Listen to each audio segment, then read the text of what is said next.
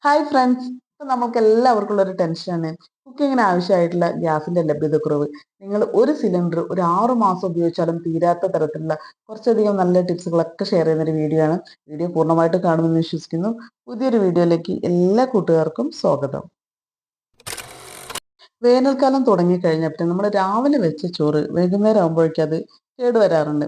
അപ്പോൾ അത്തരം സാഹചര്യത്തിൽ നിങ്ങൾ ചോറ് വെച്ച് കഴിഞ്ഞാൽ അത് കേടുവരാതിരിക്കുന്നതിന് വേണ്ടിയിട്ട് കുറച്ച് വെള്ളം എടുക്കുന്നുണ്ട്. അതിലേക്ക് നമുക്കൊരു കോട്ടൻ്റെ തുണി എടുക്കുക കേട്ടോ. അപ്പോൾ ഞാനൊരു ബനിയൻ എടുത്തിട്ടുണ്ട്, പഴയൊരു ബനിയനാണ്. അപ്പോൾ അങ്ങനെ പഴയൊരു ബനിയനൊക്കെയാണ് നിങ്ങളുടെ കയ്യിലുള്ളതെന്ന് വെച്ചാൽ അത് എടുക്കുക കേട്ടോ. അത് നന്നായിട്ടൊന്ന് നനച്ചെടുക്കുക. അത്യാവശ്യം നല്ല തിക്കായിട്ടുള്ള തുണിയാണെന്നുണ്ടെങ്കിൽ അത്രയും നല്ലത്. എന്നിട്ട് ആ നനവ് ഇതുപോലെ ഒന്ന് വെള്ളം ഒറ്റാത്ത രീതിയിൽ ആവുന്നതിന് വേണ്ടി ഇതുപോലെ ഒന്ന് പിഴിഞ്ഞെടുക്കുന്നുണ്ട്.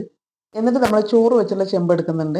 അതിലുള്ള ചോറ് ചൂടാറിയിട്ടുണ്ടെങ്കിൽ ഏറ്റവും നന്നായിരിക്കും.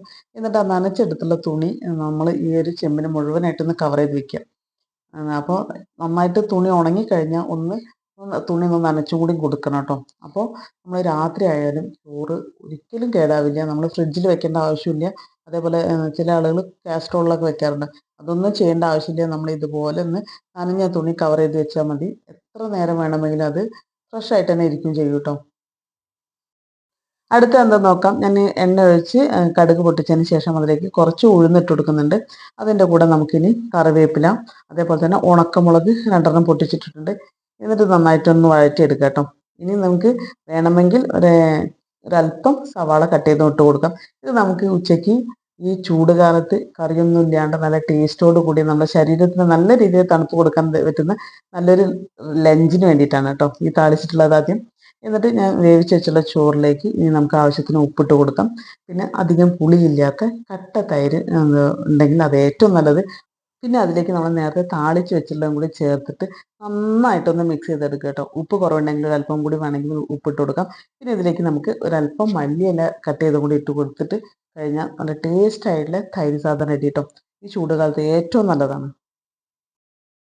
വിറകടുപ്പില്ലാത്തവർ ഇനി ഗ്യാസ് നമുക്ക് വളരെയധികം കുറച്ച് ഉപയോഗിക്കുന്നതിന് വേണ്ടിയിട്ടും ഇൻഡക്ഷൻ സ്റ്റൗ ആവുന്ന സമയത്ത് നമുക്ക് കറണ്ട് ബില്ല് ഒരുപാട് വരും. അപ്പോൾ കറണ്ട് ബില്ലൊന്നും വരാതെ നമുക്ക് നമ്മുടെ കുക്കിംഗ് ഒക്കെ ഈസി ആക്കി എടുക്കാനും നമുക്ക് സമയം ലാഭിക്കാനും അതേപോലെ തന്നെ ഗ്യാസൊക്കെ ഒത്തിരി ലാഭിക്കാനും നല്ലൊരു ഇതാണ് കേട്ടോ ഇതുപോലെ ഇലക്ട്രിക് കെറ്റിൽ.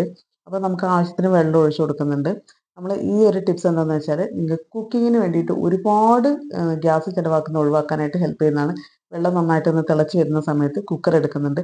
കുക്കറിലേക്ക് നമുക്ക് ഇതുപോലെ കടല, പയറ് ഒരുപാട് സമയം വേവേണ്ട ഒന്നാണ് ഇതുപോലത്തെ കടലകൾ. അപ്പോൾ അതിൽ ഈ കുക്കറിലേക്ക് കടല ഇട്ട് കൊടുത്തതിന് ശേഷം നല്ല ചൂടുള്ള വെള്ളം ഒഴിച്ചിട്ട് അടച്ചു വയ്ക്കാം. ഇത് നിങ്ങൾ ഇനിയിപ്പോൾ കടല വെള്ളത്തിലിടാൻ നിങ്ങൾ തലേദിവസം മറന്നിട്ടുണ്ടെങ്കിലും ഇതുപോലെ ചെയ്താൽ മതി കേട്ടോ. ഈ ചൂടുവെള്ളം ഇതുപോലെ ഒഴിച്ച് വെച്ച് കഴിഞ്ഞാൽ നിങ്ങൾക്കൊരു 1 മണിക്കൂർ കൊണ്ട് തന്നെ നന്നായിട്ട് കുതിർന്ന് കിട്ടുന്നതാണ്. ഇത് നമ്മൾ തലേ ദിവസം ഇതുപോലെ ചെയ്ത് വെക്കുകയെന്ന് വെച്ചാൽ നന്നായിട്ട് കുതിർന്നും കിട്ടും. ഏകദേശം ഒരു പകുതി വേവ് വരെ ഇത് ഈ കടല വെന്തും വരും കേട്ടോ. പിറ്റേ ദിവസം നമ്മൾ എടുക്കുന്ന സമയത്ത് നന്നായിട്ട് കുതിർന്ന് ചെറുതായിട്ടൊന്ന് സോഫ്റ്റ് ആയി വന്നിട്ടുണ്ടായിരുന്നു.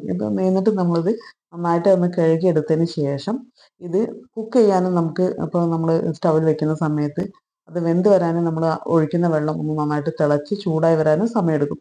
അപ്പോഴും നമ്മൾ ഇതേപോലെ തന്നെ ഈ കെറ്റിൽ വെള്ളം വെച്ചിട്ട് നന്നായിട്ടൊന്ന് തിളപ്പിച്ചെടുക്കുക.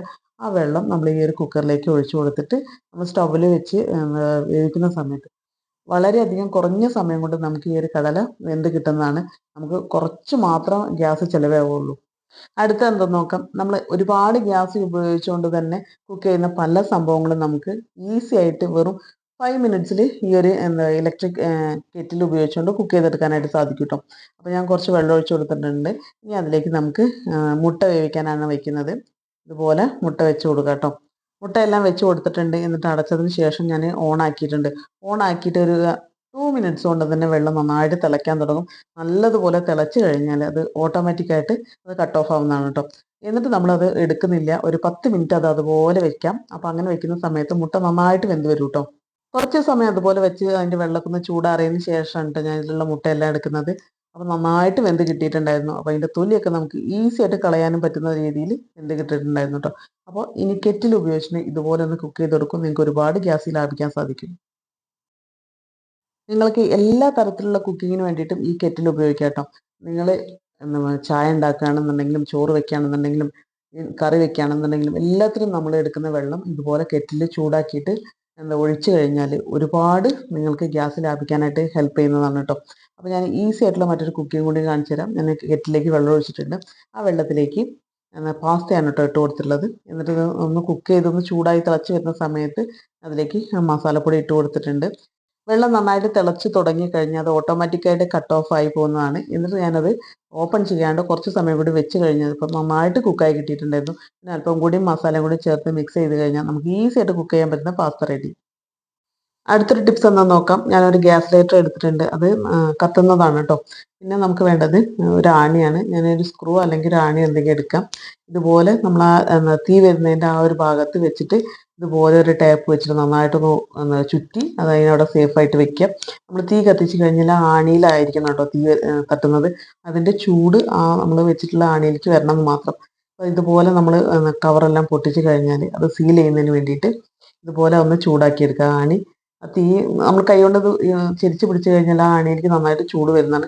എന്നിട്ട് ഇതുപോലെ ആ ആണി വെച്ചിട്ട് ഇതുപോലെ ഒന്ന് ഉരച്ച് കൊടുത്തു കഴിഞ്ഞാൽ ആ ഒരു കവർ നന്നായിട്ട് സീലായി കിട്ടുന്നതാണ് കേട്ടോ. ഈസി ആയിട്ട് നമുക്ക് ഒട്ടിച്ചെടുക്കാനായിട്ട് സാധിക്കും. അപ്പോൾ ഇതുപോലെ ഈ ഒരു ടിപ്സ് നിങ്ങളും ചെയ്ത് നോക്കൂ. ഗ്യാസോ അടുപ്പോ അല്ലെങ്കിൽ ഇൻഡക്ഷൻ സ്റ്റവോ ഒന്നും ഇല്ലാണ്ട് നമുക്ക് ബ്രേക്ക്ഫാസ്റ്റ് ഉണ്ടാക്കുന്നതിന് വേണ്ടിയിട്ട് ആദ്യം എങ്ങനെ ചെയ്യുന്നത് നോക്കാം. ഞാൻ കെറ്റിലേക്ക് വെള്ളം ഒഴിച്ച് കൊടുത്തിട്ടുണ്ട്. ഇനി വെള്ളം ഒഴിച്ചതിന് ശേഷം ഇനി നമുക്ക് വേണ്ടത് ഒരു നല്ലൊരു കോട്ടൻ്റെ തുണിയാണ് കേട്ടോ.